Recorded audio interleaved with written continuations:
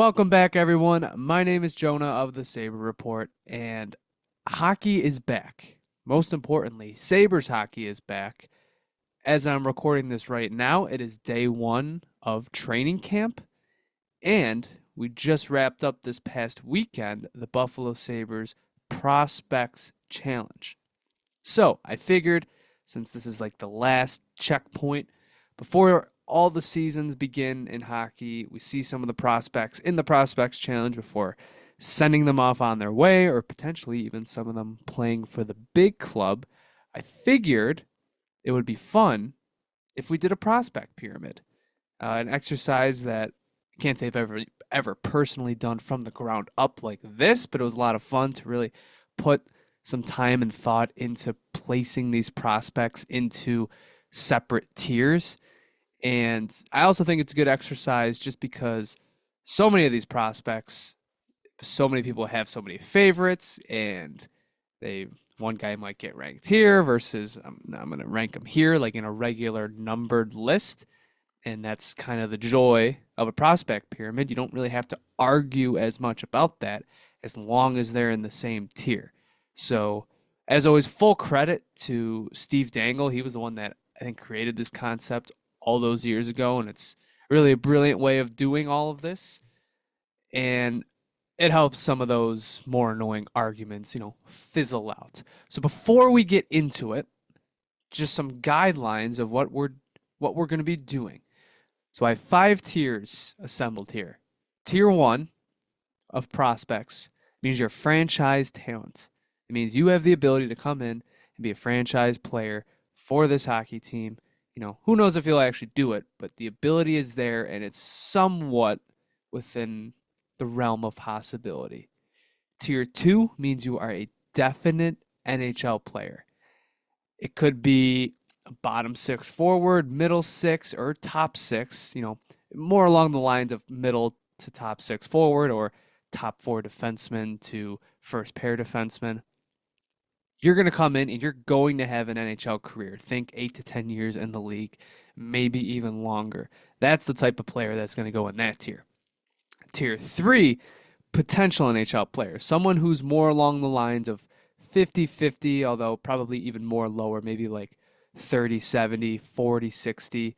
Someone who has a chance. They have tools that can definitely help them make the leap to the NHL, but there's also some factors that really could hold them back, and it wouldn't be surprising if they really didn't ever establish themselves in the league.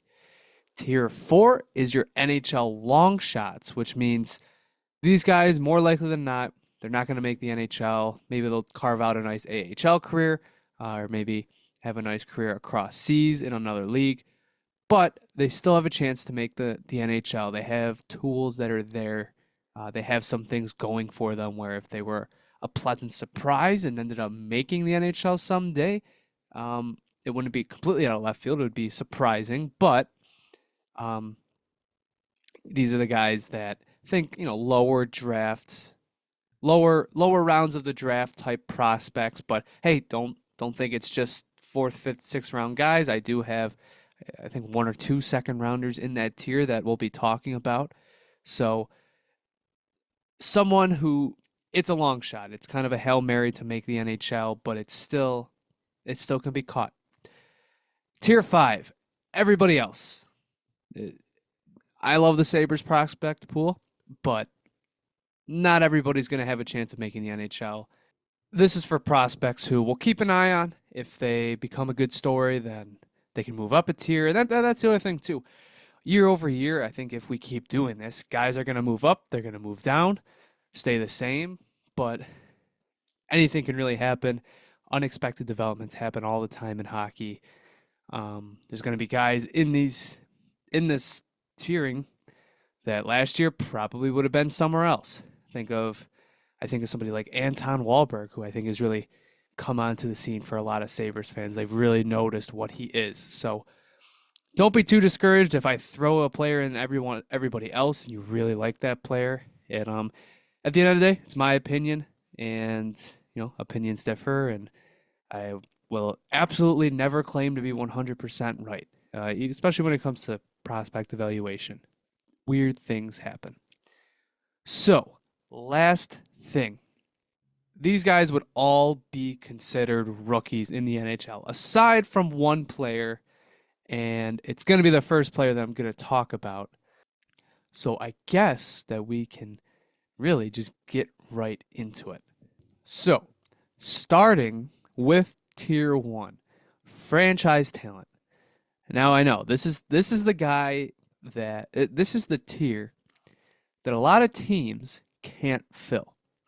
And I think a large majority of people would argue that the Sabres cannot fill this, especially at this point. Like, what franchise changing talent do they really have in their system at this point? Well, I think because it's fun and because I also feel like there's a pretty sizable gap between him and the prospects in tier 2. I think he absolutely deserves to go in this tier. And it's the one guy who is technically not a rookie. It's Devin Levi. I have Devin Levi in tier 1. Now, I know he's a goalie, and anybody that knows me, goalies are way too volatile for of a position for there to be any consistency, and just to be like super high on them. But I think we do need to kind of review Levi's track record a little bit. Heading back to the NCAA, he was sensational. He has the third highest career single season save percentage in NCAA history. That's higher than Ryan Miller. Would you put Ryan Miller in this tier? I think I would. And it's just under Connor Hellebuck, one of the arguably the best goalie in hockey. At least regular season wise, you're probably calling him the best goalie in hockey. It's an insane he has an insane pre NHL resume. I mean, let alone talking about like his 2020 World Juniors where he carried Team Canada to gold or nearly carried Team Canada to gold with a broken rib. And even last season, people will be down on last season, and I think for a large part, so was I. For like the first half of the season, when the Sabres were playing a 21-year-old as their starting goaltender, like that's going to end badly. That's hard. That's almost never done in the NHL. So yeah, he had a rough start in the NHL, but overall, it wasn't terrible. He went 10-8-2. He had a sub 900 save percentage, but it was 899. 3.10 goals against average, and per evolving hockey, in a 7.92 goals saved above expected. Like he was still in the positives. He still had a good season in the NHL, backup caliber. And then he was a monster in the AHL when they sent him down. 16, 6 and 4, 927 save percentage, 2.42 goals against average in 26 games. And then he talked about his playoff performances. The Amherst only made it to one round. In one of those games, he had 60 saves. So, Devin Levi, is he a goalie? Yes. And are those extremely difficult to project? Yes. But I feel like him and the next Sabres prospect, who I'll spoil, it's Yuri Kulik. There's a gap there, like a pretty big gap into what each of them can become. And even if you want to put Konsta above Yuri Kulik, I feel like those are the two other big Sabres prospects. There's a gap between what Levi can become and I think what they can become. And I think that gap puts him in this tier. Can Devin Levi be a franchise goalie?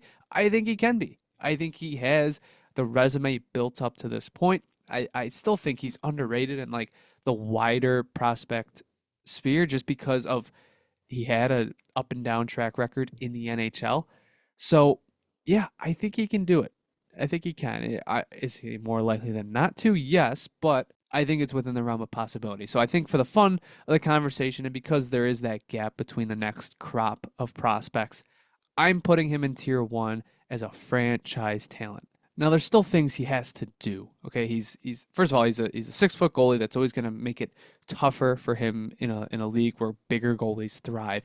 But obviously he's an incredible athlete. He challenges shooters like nobody else, and those high volume games like that playoff game he thrives in. Like that's those are the types of environments that he thrives in. He has to kind of learn when to be aggressive and when not to. and he just kind of has to get up to the speed with the NHL because some nights he does look overwhelmed. But other than that, I think this guy has all the makings of a potential franchise goalie. So, moving on to tier two, definite NHL player. And I spoiled this, I just spoiled this, but my next player is Yuri Kulik. Yuri Kulik to me is someone who somehow has gotten lost in the shuffle almost. I think not as much now because he just had a really good performance at the Prospects Challenge. And now that Matthew Savoy has been traded out of the system, he's like the guy. But he had a rough playoff showing for the Amerks this past season, and I think it kind of dropped his stock with some fans. And need I remind some people, he was 18 and 19 years old in his first two seasons in the AHL.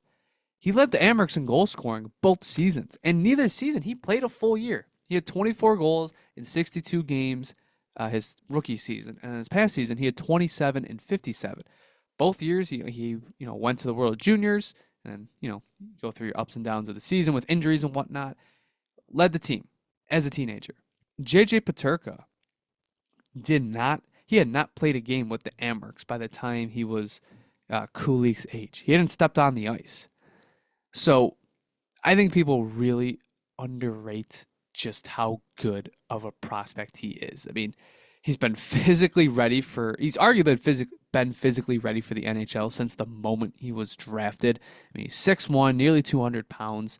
The shot is without a doubt his best assets, and people compare him to Victor Olofsson.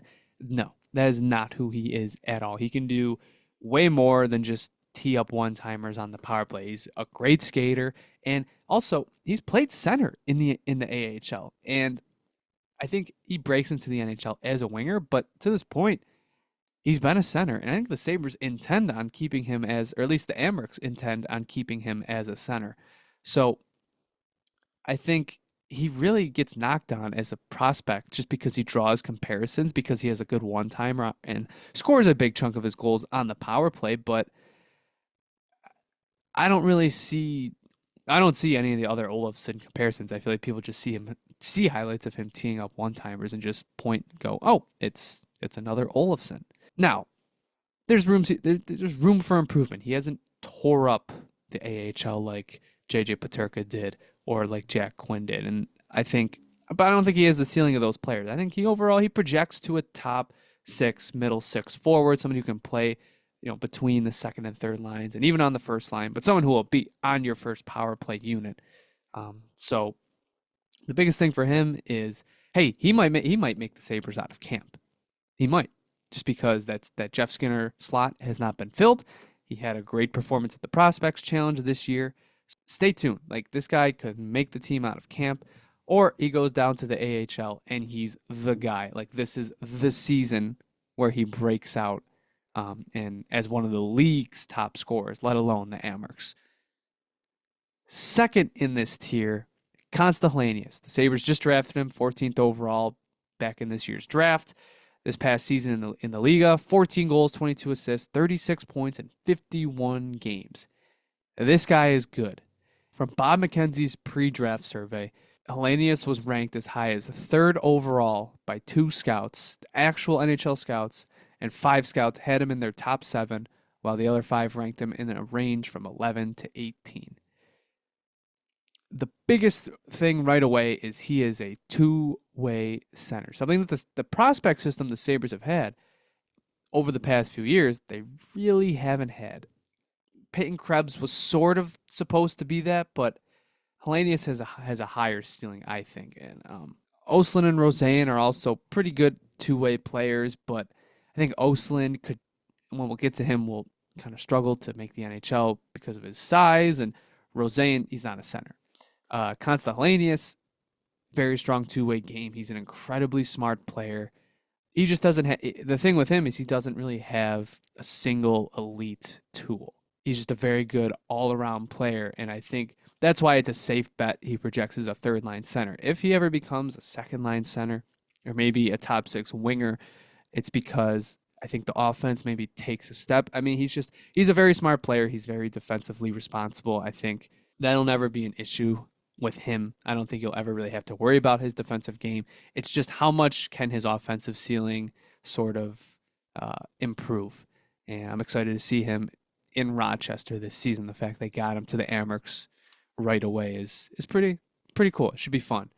Third in this tier is Noah Osland. He was selected 16th overall back in 2022. He was an interesting pick at the time because the three picks that the Sabres made in that first round, Matthew Savoy, someone who people thought was a steal at the time, then Yuri Kulik at 28th, which has definitely proven value-wise to be a steal.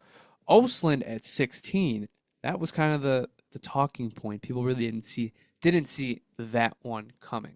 This past season in the SHL, he had 12 goals, 11 assists, and 23 points in 38 games. And then his coming out party was at the World Juniors, where I'm just going to flat out say he should have been the MVP. Jonathan Lekkerimäki was great. Osland was the MVP of that team. 6 goals, 11 assists, 17 points in 12 games for Team Sweden. They almost won the gold medal. Osland was the heartbeat of that team.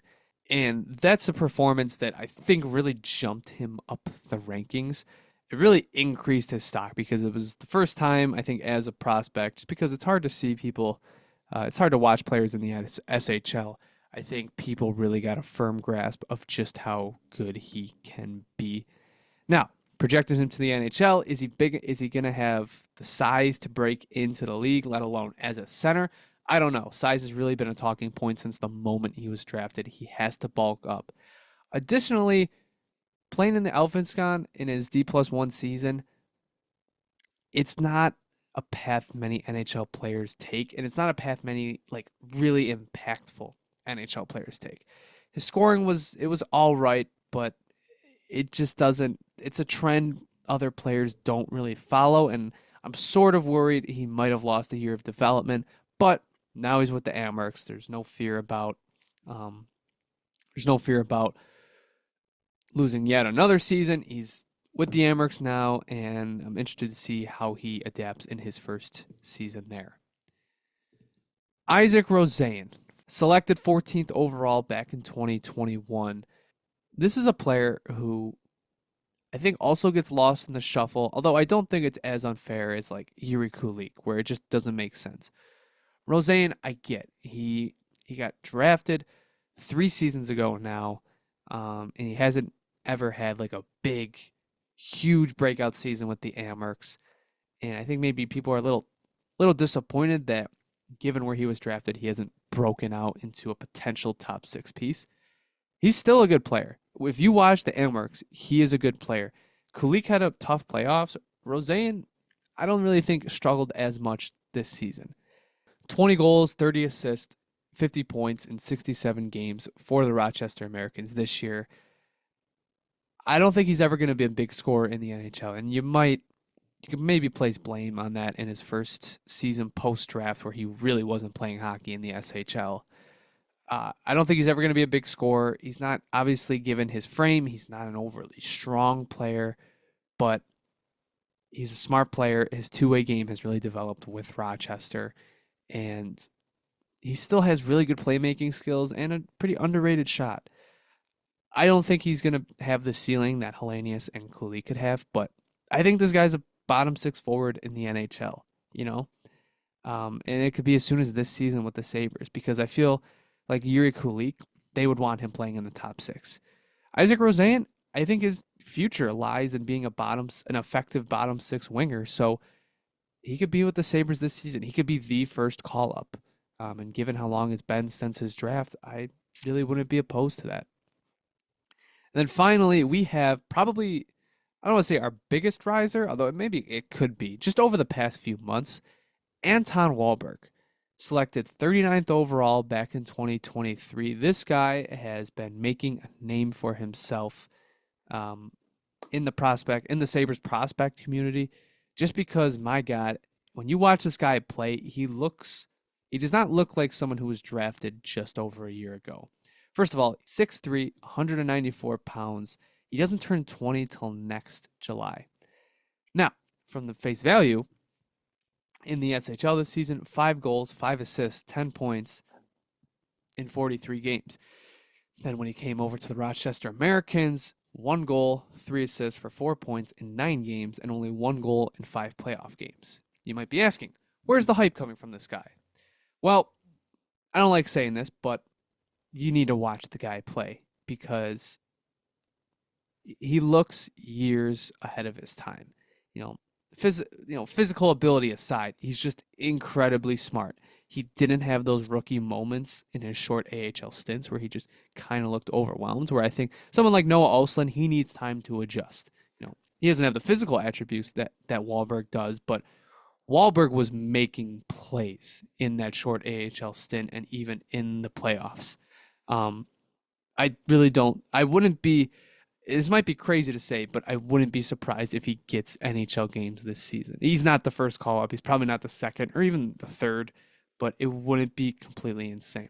The thing for him now is just in the AHL, translating some of his scoring ability to that league. We didn't see a lot of it in the SHL and even in the AHL. There was like a small glimpse. Can he raise his ceiling to something, maybe a middle to top 6 forward? I think right now he's an NHL player. He'll at the worst, I think he'll be in a team's bottom 6. How much higher can he go from here? So that's going to wrap up tier 2. Moving on to tier 3, we start with Adam Kleber, someone who was just selected 42nd overall by the Sabres. Right off the bat, 6'6", 214 pounds, and he plays right-hand defense. Oh my God, the Sabres have not had a player in their system like this for so long. They have other right-handed defensemen in their system, but Kleber, holy cow, this guy is a monster, and he uses that physical skill set. His two-way ability is very formidable, and he's a physical presence on the ice. The last 2 seasons he spent with the Lincoln Stars of the USHL, 5 goals, 21 assists, 26 points in 56 games this past season. And this upcoming season, he'll be playing for Minnesota Duluth in the NCAA. So stay tuned to watch this guy. He's like the Wahlberg of the defense corps. Like, this guy is a monster. I am excited to see more of him in the NCAA, and the Sabres prospect pool. Like I said, they need this type of defenseman, let alone, like Mateus Samuelsson is a very unique player on the Sabres roster because he's the only guy with a really shut down skill set. Kleber is like the yin to his left side yang, right? This guy, if he ever makes it into the NHL, which I think he has a good chance of doing so, the physical tools are there. It's just continuing along that path in the NCAA. He's going to be a good player. Next up, Brody Zemer, who was selected in the 3rd round this past draft, 71st overall, is like the he's like the coach's pet. Every coach loves the way that this guy plays the game of hockey. This past season, 27 goals, 43 assists for 71 points in 61 games for the U.S. development team. A quick reminder, the Sabres traded up to select this guy in the 3rd round. They liked him. He's kind of like Hellenius, where he's just very average to above average in all the areas of his game. Super high motor, finds himself in the right spots of the ice. And like I said, coaches just love the way he plays, and that translates to his leadership ability. He's a top-notch leader. He was voted captain of the under-18 team by his teammates for 2 of the early season tournaments, and then his coach just decided to keep a letter on him all season. And then Jerry Fortin said on draft night he believes he's going to be the future captain of the University of Minnesota, who he's committed to playing next season. Cons of his game are really he's like Hellenius, where he doesn't have that one elite trait in his game. Should he ever make the NHL, I sort of see him being like super versatile, kind of Benson-like, not as high of a ceiling, but someone you could just put in any part of the lineup. I sort of think of like Evan Rodriguez, that type of player. Overall, probably a bottom 6 forward, but one that just plays with a lot of heart night in and night out, and I could see him being a fan favorite someday. Moving on, the next player is Victor Nuchev, selected in the third round back in 2022, 74th overall. This is a player that Sabres fans have gotten to know well over the past year because he just finished up his rookie season with the Rochester Americans, 11 goals, 17 assists for 28 points in 57 games. This is an extremely fun player, super dynamic, high volume shooter, and he has that natural goal scoring ability, which we saw glimpses of in the NHL. For now, it's just continuing along that path. He is sort of a project of a player, still very raw. He's going to need more fine tuning, but he just needs to find more consistency next season. And he's not the greatest defensive player, although I think given his profile, he's really never going to be. The Sabres had a first round draft grade on him back in 2022, so that should speak to how high ceiling of a player he could potentially be. So the one question I do have is, given the Rochester Americans' huge influx of young talent for next season, is he going to be able to find room in that lineup to score goals? And how far away from the NHL is he? Because, like I said, he's a project. So how long does that project last? But super fun player, super dynamic, just someone to definitely keep your eye on, when talking about the Sabres prospect pool. Next up, Veselad Komarov. Fun fact, he was selected with the draft pick received in the Will Butcher trade, which was a cap done to Buffalo. He was selected in the 5th round, 134th overall back in 2022. Another huge right-handed defenseman, 6'3", 187 pounds, and just listen to some of his resume. Last season, 14 goals, 55 assists, 69 points in 60 games in the QMJHL, 5 goals, 10 assists for 15 points in 19 playoff games, and he won the QMJHL championship. He won QMJHL playoffs MVP, QMJHL defenseman of the year, QMJHL first all-star team, and he was the QMJHL points and assist leader among defensemen. This guy had a hell of a year last year and is really rising up in the Sabres prospect pool. And it's been fun to see the progression of him, seeing him as kind of a fresh rookie back in 2022 at the Prospects Challenge. Right away, you saw the physical tools and even some of the offensive ability, but the skating was so raw, the decision making, even just his defensive ability. In those really short tournaments, you knew this guy was going to take time. And now that some time has passed, the Sabres are starting to see glimpses of benefits they can reap. He's way more offensively gifted than his big bulking profile would indicate. As you saw, his point totals from last season were pretty impressive.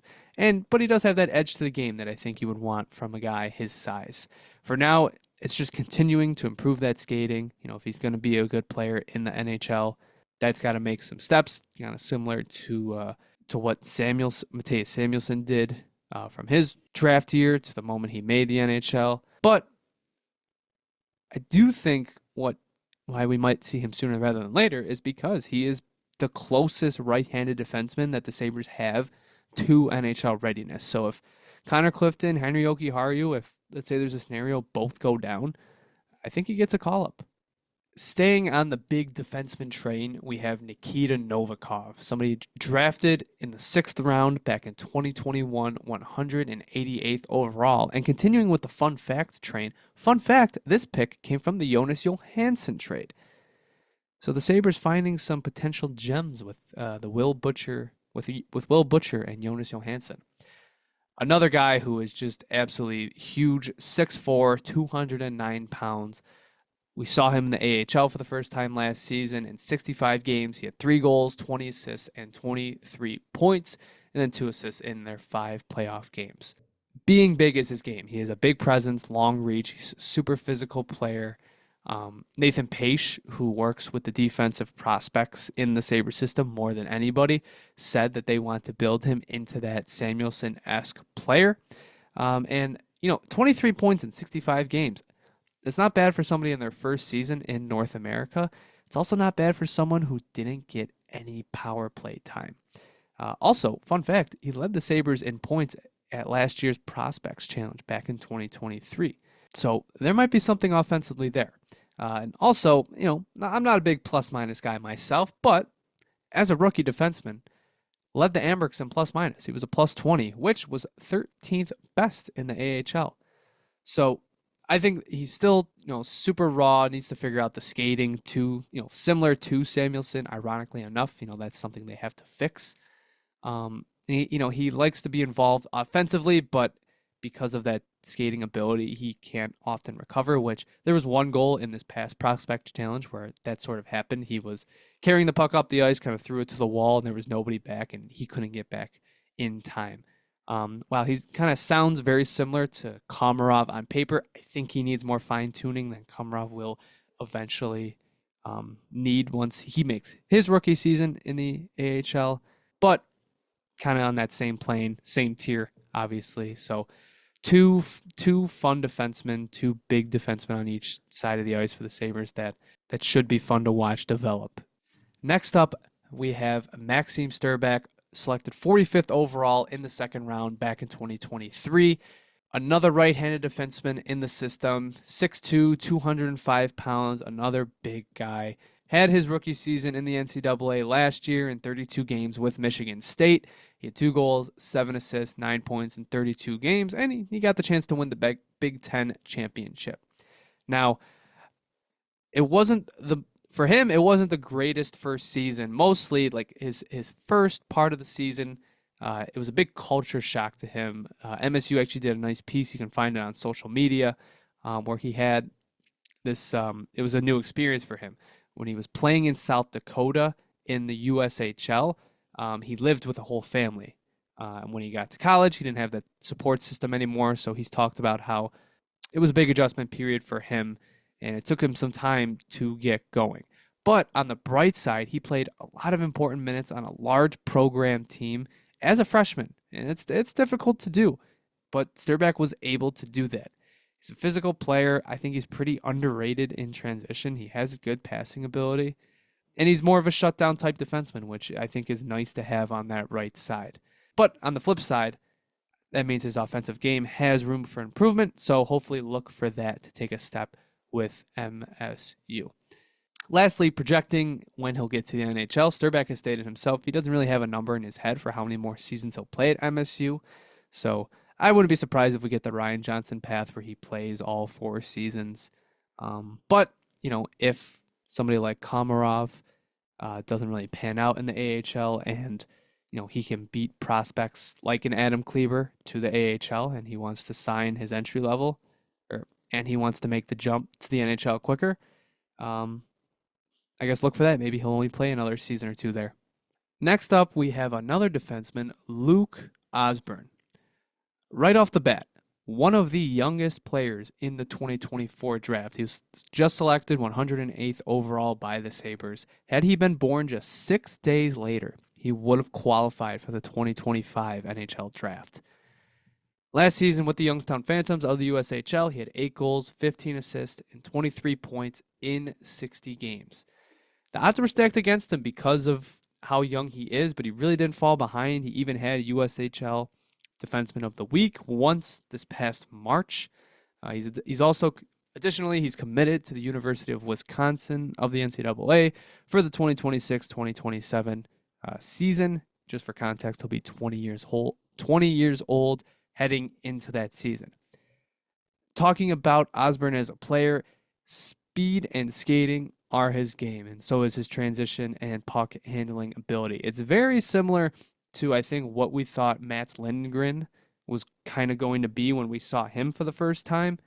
But, obviously that didn't end up panning out. The offensive skills are all there for him. The production just kind of needs to shine through next season with Youngstown. And there's a good chance it does because 3 of their top defensemen left for this upcoming season. So the opportunity is there for Osborne to take it. Now, he's still very raw defensively. Sometimes he likes to overhandle a puck, and he's not overtly strong or physical. So he's very much more of a prospect and it's going to be a slow process with his development. But as I said, and as you can kind of read from his skill set, he's going to be a really fun player to watch, and I think he could be a potential. I think with the offensive ability, he could be as high as like a fourth defenseman, kind of similar to what Ryan Johnson is, where Ryan Johnson is someone who has the ability to play up and down the defensive pairs. I think that could be in Osborne's future. Next up, we got Gavin McCarthy, yet another right-handed defenseman, selected 86th overall in the third round back in 2023. Just wrapped up his rookie season at Boston University. 1 goal, 4 assists for 5 points in 38 games. And for a large part of this season, he spent his time refining his defensive game. He went 36 games without scoring a goal before finally finding the back of the net. And that game was the Hockey East title game. So, what a time to get your first in the NCAA. But McCarthy, as you can read from those offensive numbers, his defensive game is his bread and butter. He's very strong. He's a willingness to hit and block shots, but he's a decent puck mover. He doesn't have stone hands. He can keep up in the lineup. On the flip side, though, obviously that means the offense has room for improvement. He's not a very dynamic player, and I think we need to see more steps taken from him in that area of his game in these next few seasons in the NCAA. For our final player in this tier, we have Jake Richard, who is your annual prospect camp standout. Every single season, the Sabres hold their prospect camp in early July. He's the guy that catches your eye. Very good shot. He's a surprisingly really smart player. And over the years, as you've seen him at these camps, he's slowly gained some size and improved his skating. Last season at the University of Connecticut, he had 7 goals, 11 assists, and 18 points in 36 games. Being that guy that always catches your eye, it's not. I think it's almost a joke that he does it every single season, but it's not a bad thing. Like, he has tools to make it into the NHL, and I think a lot of people wouldn't have him in this tier, but I think I do. Like, I trust that high IQ he has. His shot is very, very underrated, and I just think from now it's kind of seeing more of a scoring bump in the NCAA, kind of maybe improving his skating a bit. He just has to continue to build steam, and hopefully it doesn't become like an Aaron Huglen situation where, Huglen went through a lot of ups and downs as a prospect, injuries and whatnot. But, hopefully it's not another player that is very, very eye-popping, but just kind of gets lost in the shuffle in the NCAA and a prospect you soon forget about. So I'm keeping my eye on him. It's good he's continued to stand out at these camps, but he's still a long ways away from the Sabres. Moving on to tier 4, I'm going to start with a player who I wouldn't be surprised if a lot of people would have had him in their tier 3 in this exercise. That's Prokhor Poltapov. Drafted in the second round back in 2021, 33rd overall. At the time he was drafted, I was very, very high on him. He's a very offensively gifted player, someone who I thought could maybe play in the Sabres middle to maybe even the top 6 sometime in the future. But over the past few seasons, that offensive ability that he's shown in the VHL and the MHL over in Russia hasn't traded any KHL games. In 2021, 2022, in 17 KHL games, he had zeros across the board. No goals, no assists, nothing. 22-23, he had 5 goals, 5 assists for 10 points in 56 KHL games. And then in 23-24, he had 5 goals, 8 assists, and 13 points in 56 KHL games. Those are not knock your socks off offensive numbers. So up until this point, I was very, very confident that he belonged in this tier, that he just hasn't shown any consistency. The offense has not broken through in that league. He, whether it's his fault or whether he just wasn't able to get the trust of his head coach, and I will say the CSKA has a new head coach this season. Before it was Sergei Fedorov, and clearly he did not like Poltapov. But then he decided to have an absolutely insane start to the 24-25 season. The day I'm recording this, he's played 5 games. He's had 3 goals, 6 assists for 9 points in those 5 games. I mean, he's nearly already outscored his sophomore total in and just a mere fraction in the amount of time, and he's probably going to easily surpass last season. So maybe he's just getting more playing time right now. Maybe he's just finally getting the trust from his new coach that he should have the entire time. I mean, hey, the tools have always been there. He's a deceptive player, very energetic. He likes to cut to the middle to drive the net.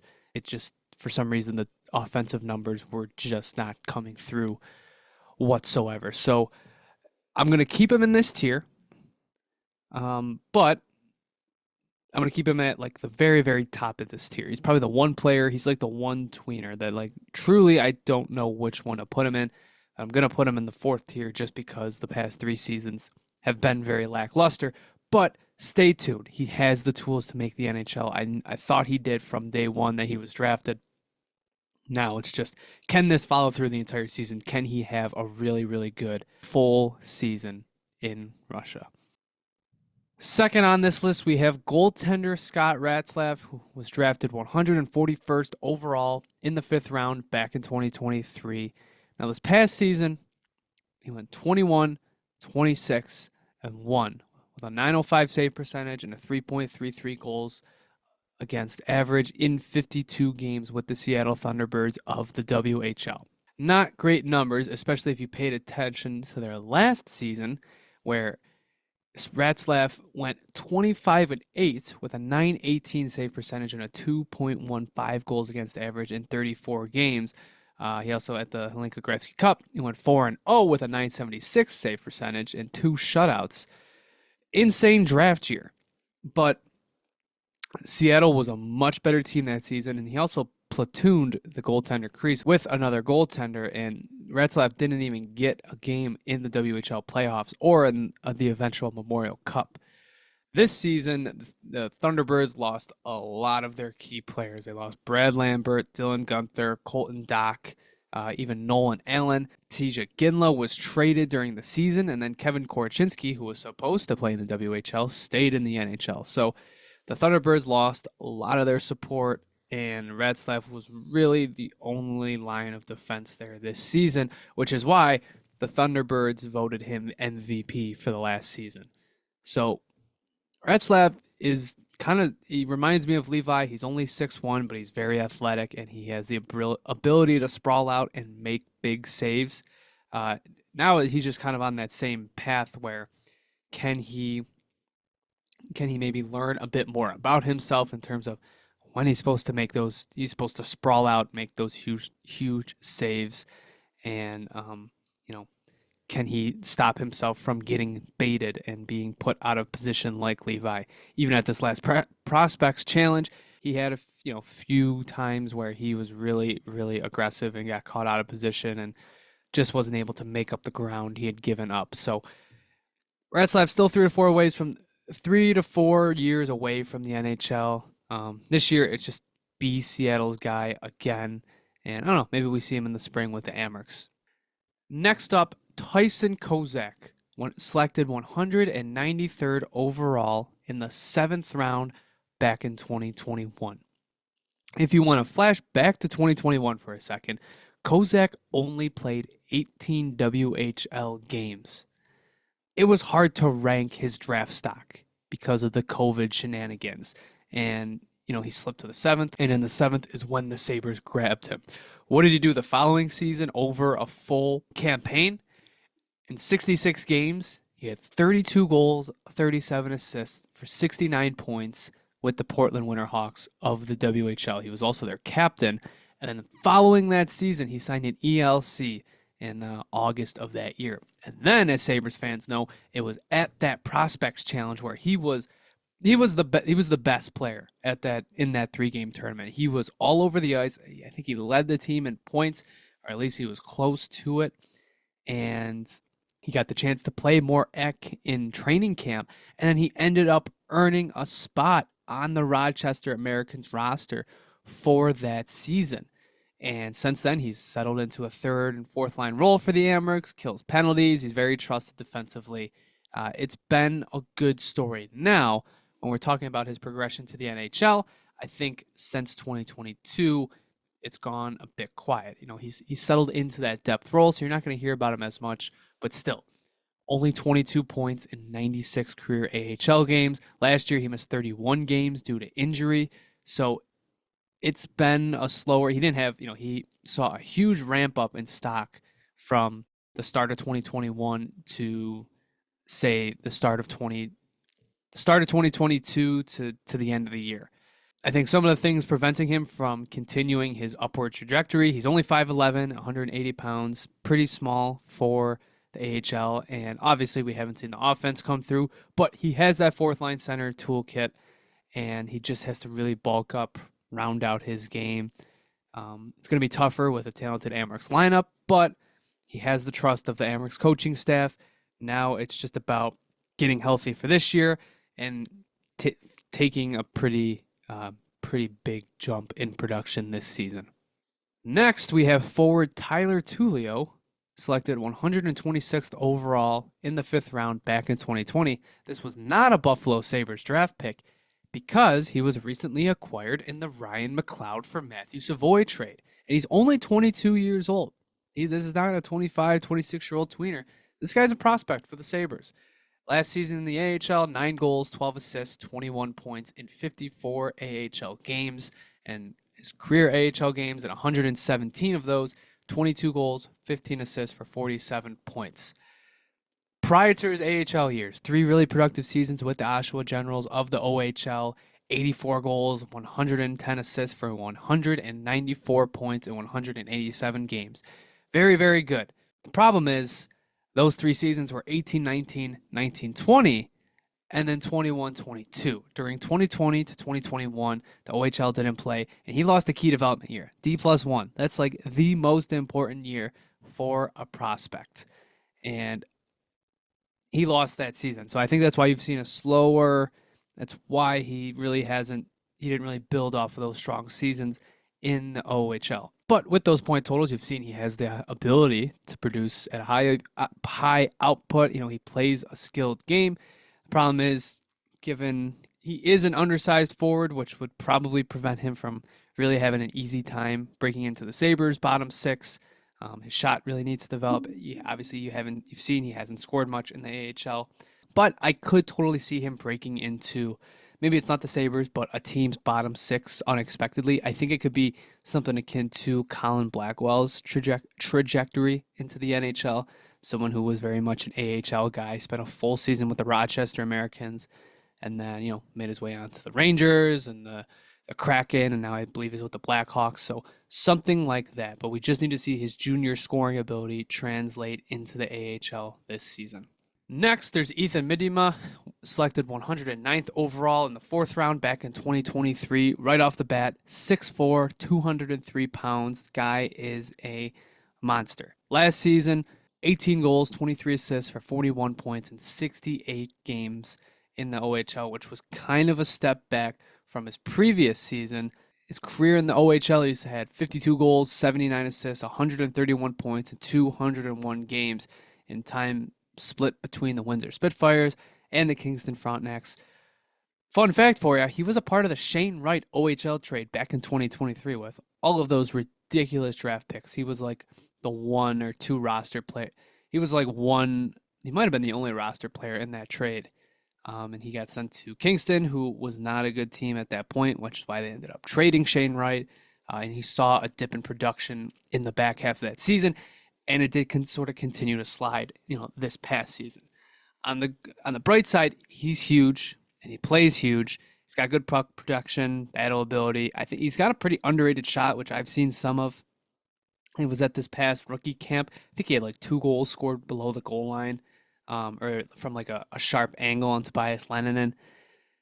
Unfortunately, he's not very fast. Skating isn't great. He can be a bit awkward looking. I think it's very akin to like early Tage Thompson, like right when the Sabres traded for him back in 2018. He has the size and skill to become an NHL player, but if he's going to be more of a skilled forward, which I think is what he wants to be, the scoring really has to show itself in this year in the OHL. And just a heads up, the Sabres have until next June to offer him an ELC. Next up, another goaltender, Ryerson Leanders, selected 219th overall in the 7th round at this past NHL draft. Last season, he went 24, 17-4 with a 909 save percentage, a 3.12 goals against average, and with 3 shutouts in the OHL. In the playoffs, in 2 games played, he had a .933 save percentage and a 2.07 goals against average. Now, on the bright side, that 909 save percentage led the OHL for goalies that played more than 25 games. Unfortunately, he had some low dips in the second half of last season. He struggled with some consistency, and he ended up losing the crease to a rookie goaltender. He started in the playoffs, but then he got hurt and lost the crease again for the rest of the series before his team was eliminated. But this season was a big rebound from the year before, where he only went 12, 15, and 3 with an 879 save percentage and a 3.48 goals against average. So you saw a lot of progress last season. The Sabres are betting that it can happen again. Much like Ratzlaff, he's very athletic, very good reflexes, but he's also not very big. He's either 6 foot or 6'1". There was some discrepancy there when I was looking. And as I said, he struggled with some consistency late last season. So looking ahead to his next season, on August 29th, he actually got traded from the Mississauga Steelheads to the Brantford Bulldogs for 8 draft picks. 8 draft picks. But he heads to the Brantford Bulldogs, and he's going to be competing for the crease again. It's not just a easy layup for him. He's going to need to play very well.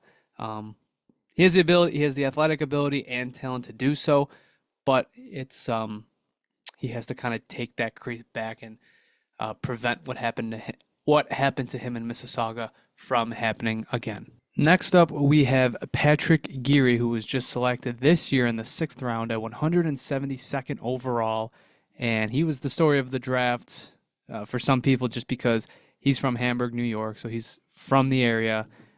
He's a big, physical defenseman who is also playing at Michigan State, so when Michigan State comes to Buffalo later this year to play Canisius, you're going to be able to see 2 of the Sabres prospects, that being Geary and Sturback. So that should be something that all Sabres fans look forward to. Prior to his freshman year at MSU, he spent 2 seasons with the Waterloo Blackhawks in the USHL, 7 goals, 23 assists, 30 points in 115 games. Like I said, he's a shutdown defensive defenseman, plays very physical, and much like Sturback, is limited offensively. So it'll be something to watch if he can continue to traject upward with MSU over the next few seasons. I'd imagine he plays all 4 years, but kind of another one to throw in your back pocket and just see how he develops, see if he has the tools to bring that defensive acumen to pro hockey eventually. Next up, we have Olivier Nadeau, who was selected 97th overall in the 4th round back in 2021. And this has been a player who, at one point, I was very much higher on. He's big, 6'2", over 200 pounds. He loves the front of the net. He's that type of player. He was very productive in the QMJHL for quite a few seasons, and it looked like he was maybe going to be that someone sort of like Brett Murray, and maybe even a better Brett Murray, someone who could actually find a spot in the NHL eventually. But last season saw a bit of a downward trajectory for him. He only played in 5 AHL games. He did pick up his first pro goal, but afterwards he was demoted to the ECHL. 12 goals, 12 assists for 24 points in 41 games with the Jacksonville Icemen. So not groundbreaking numbers, and he does he was signed to an ELC back in 2022, and that's probably not the spot where he wanted to be last year, but if he can make the roster, if he can make the Amherst roster out of camp, which I think he has a good shot of doing so, building off of a good prospects challenge, I think he can continue to, hopefully he can get his game back on track. The biggest thing this year is he has to prove he's up to speed with the AHL. Clearly, Seth Appert and the rest of the Sabres development staff did not think that he was ready in the AHL, or that just he wasn't going to get anything being the 13th, 14th forward. So Nadeau has to continue to be that net front player, continue to be a guy on the forecheck, getting retrievals, protecting the puck, being that sort of unique player in the lineup. And that's how he can get into the NHL. There's a path for him to get there. He has the size and the bottom six toolkit to get there. Uh, Additionally, for this season, it's just about can he make room for himself in a crowded lineup to further his development. Next, we have Alexander Kisakov, who is another former second round pick in this tier, selected 53rd overall back in 2021.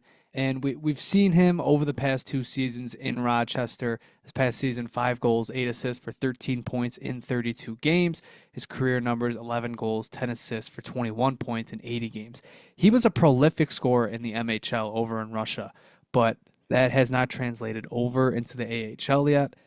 He's got that skilled, speedy player type of skill set, but he hasn't been able to translate that over into the AHL game. And being 5'10", it's going to be tough to break. It's going to be tough to find ways in the AHL to contribute if the tools don't already seamlessly translate over. And additionally, because he at this point where he's at, it's been 3 years since his draft.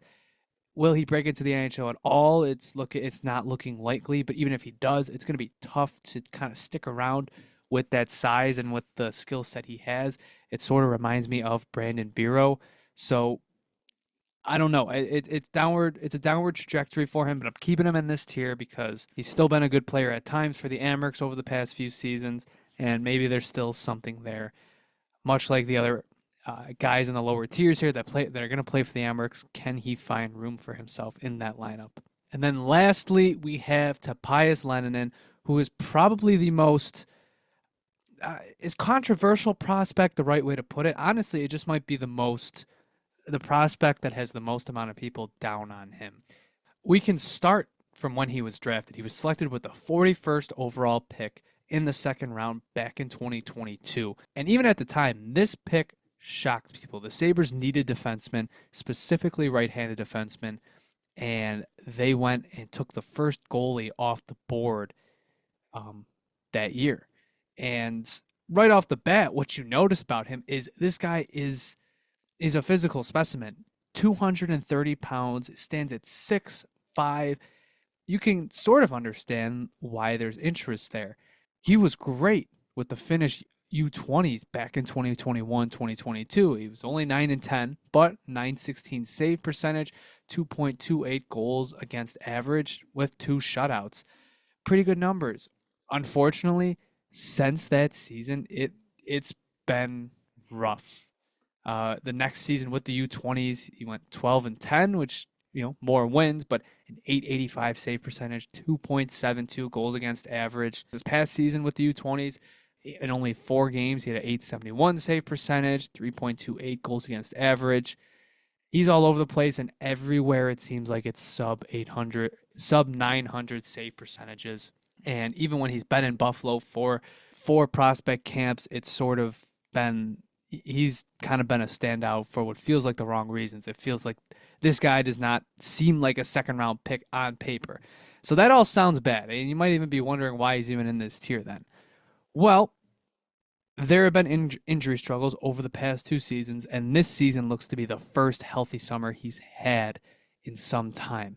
He's also set to play for Mora in Allsvenskan in Sweden, and the priority for him there, it's just to play as many games as he can because he has lost a number of those over the past 2 seasons. So don't be surprised if he gets back on track here a little bit. I'm not saying he'll ever be someone who lives up to being drafted in the second round as the first goalie, but the possibility is there. I have been wrong with goalies. I have been wrong with big Finnish goalies.